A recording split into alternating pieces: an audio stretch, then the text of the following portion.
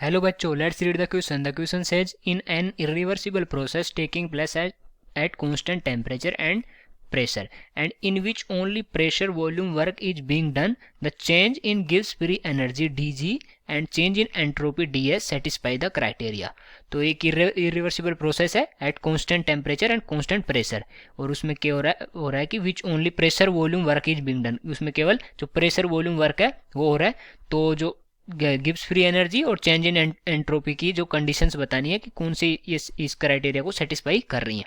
Okay, और criteria अपने पास delta D S at constant volume and constant internal energy greater than zero, D G at constant temperature and constant pressure less than zero. ऐसे ही ये equal to zero है और इसमें equal to zero है, और ये जो D G at temperature at constant temperature and constant pressure greater than zero, और इसमें लेस देन जीरो है और ये लेस देन जीरो है. ओके, तो देखते हैं कौन से क्राइटेरिया को सेटिस्फाई कर रहा है. तो सबसे पहले लिखेंगे इस क्वेश्चन का की कॉन्सेप्ट. और इस क्वेश्चन का की कॉन्सेप्ट क्या हो जाएगा, होगा spontaneity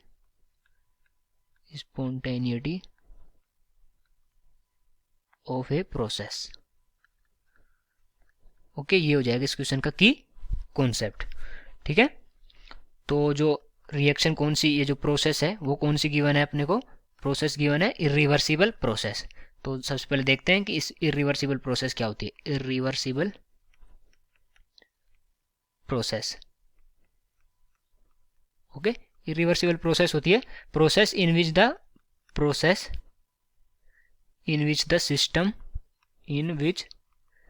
system and surrounding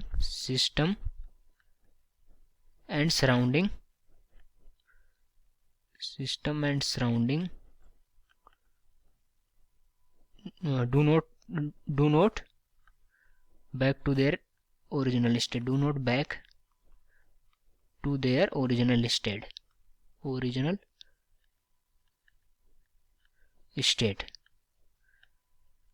once the process is initiated. तो एक बार प्रोसेस इनिशिएटेड हो जाती है तो ये जो सिस्टम एंड सराउंडिंग है वो वापस ओरिजिनल स्टेट में नहीं आते हैं, उसको बोलते हैं रिवर्सिबल प्रोसेस. जैसे कोई आर है, इससे पी बन रहा है, तो अगर ये आर से पी बन गया तो ये वापस पी से आर में नहीं आएगा, और पी से आर में नहीं आ रहा है, इसका मतलब क्या हुआ कि ये जो पी बना है ये क्या है, स्टेबल है. ये प्रोसेस पूरी होने के बाद जो प्रोडक्ट होगा वो स्टेबल है, और ये अनस्टेबल से अगर स्टेबल में जा रहा है, इसका मतलब क्या हुआ कि इसको एक्सटर्नल एनर्जी रिक्वायर्ड नहीं रहेगी. अगर एक्सटर्नल एनर्जी रिक्वायर्ड नहीं होती है तो वो कौन सी प्रोसेस होती है, स्पॉन्टेनियस प्रोसेस, जिसमें एक्सटर्नल एनर्जी रिक्वायर्ड नहीं होती है जो रिएक्शन से प्रोडक्ट में जाने के लिए. ओके, तो ये होगी स्पॉन्टेनियस प्रोसेस. अब स्पॉन्टेनियस प्रोसेस के लिए देख लेते हैं कि डेल्टा जी और डेल्टा एस की वैल्यू क्या होती है. तो जो डी जी है उसकी वैल्यू क्या होगी स्पॉन्टेनियस प्रोसेस के लिए, लेस देन जीरो. ओके, इसके लिए होती है लेस देन जीरो.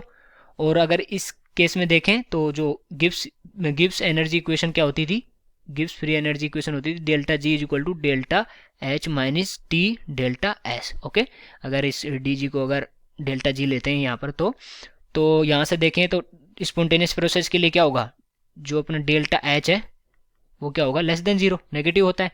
वो एक्जोथर्मिक केस में होता है. ठीक है, और डेल्टा जी इसमें अगर नेगेटिव है तो इसको अगर अपने को नेगेटिव लाना है और ये नेगेटिव है तो माइनस, और ये अगर पॉजिटिव होगा तभी ये इसके साथ ये मल्टीप्लाई होकर नेगेटिव बनाएगा. और यहाँ पर जो गिवन है क्या है, वो कांस्टेंट टेम्परेचर. तो या तो ये नेगेटिव हो तो टेम्परेचर को लेस करना पड़ेगा इसको ओवरऑल नेगेटिव बनाने के लिए. ओके, और नहीं तो अगर ये पॉजिटिव होगा, टी डेल्टा एस पॉजिटिव होगा, तब क्या होगा, ये नेगेटिव हो जाएगा मल्टीप्लाई में, और नेगेटिव माइनस नेगेटिव ये क्या हो जाएगा, ओवरऑल नेगेटिव. तो डेल्टा जी की वैल्यू क्या आ जाएगी यहाँ से, लेस देन जीरो, और डेल्टा एस की वैल्यू भी less than zero. Delta G less than zero, delta S less than zero. तो यहाँ से लिख सकते हैं कि D G at constant temperature at constant pressure less than zero. Okay, and ds at constant volume and constant internal energy ये हो जाएगा पॉजिटिव, मतलब ग्रेटर देन जीरो. और ये ग्रेटर देन जीरो क्यों हुआ था, ये इसलिए हुआ था क्योंकि ये ओवरऑल इस डेल्टा जी के लिए ये नेगेटिव लाना था, तो ये टी डेल्टा एस है, इस फैक्टर को अपने को पॉजिटिव बनाना था. ओके, और टी तो टी का साइन तो पॉजिटिव होगा और डेल्टा एस का अगर पॉजिटिव होगा तभी ये ओवरऑल पॉजिटिव होगा। ओके, तो कौन सा ऑप्शन करेक्ट हो जाएगा, जो अपना जो ए ऑप्शन है वो क्या हो जाएगा, करेक्ट हो जाएगा। So I hope you understood it well, best of luck.